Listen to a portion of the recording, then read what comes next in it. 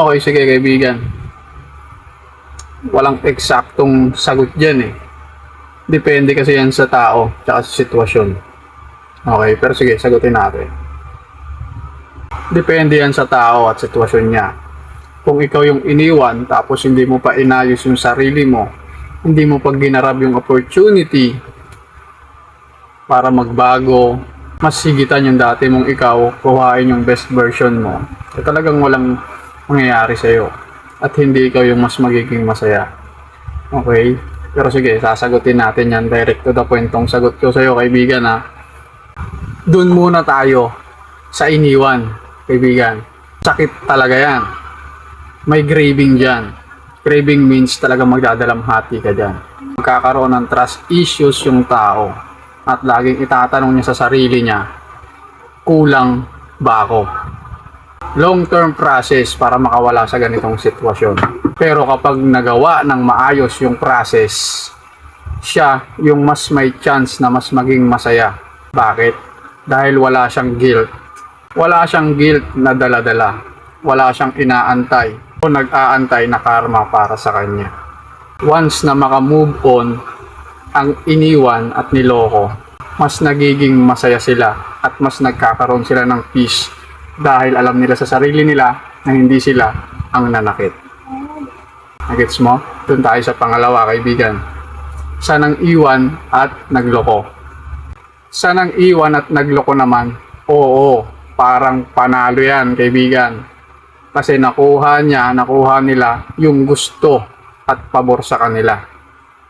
May freedom, panibagong tao, panibagong relasyon, panibagong memories. Sa una, masaya talaga yan. May excitement yan. Pero lahat yan, may kapalit. Merong guilt yan, kaibigan. Guilt kung saan paulit-ulit kayong gigisingin at susuntukin ng katotohanan na mali ang relasyon ninyo. At hindi yun maitatanggi taong nagloko at nang iwan. Pangalawa, nag-aantay sila ng karma. Tandaan natin, hindi nakakalimot si karma. Darating at darating sa hindi mo inaasahang pagkakataon, panahon at oras yan. Pwedeng maulit yung ginawa ng taong nagloko sa present relationship niya. Kasi nagawa niya na once, malamang pwede niyang magawa sa twice at kahit ilang beses pa. Paulit-ulit na pattern at senaryo lang ang magiging buhay niya kaibigan. Lalo na kung hindi niya haharapin yung katotohanan at reason kung bakit siya nagloloko. Paulit-ulit lang niyang madadala yung same problem sa next relationship niya. Na oo, nakangiti at masaya siya, pero hindi alam ng kapareha niya na pwedeng panakit butas na lang siya. Alam mo kung ano point ko rito? Sa dulo, mas tumatagal yung kasiyahan at saya ng taong malinis ang konsensya.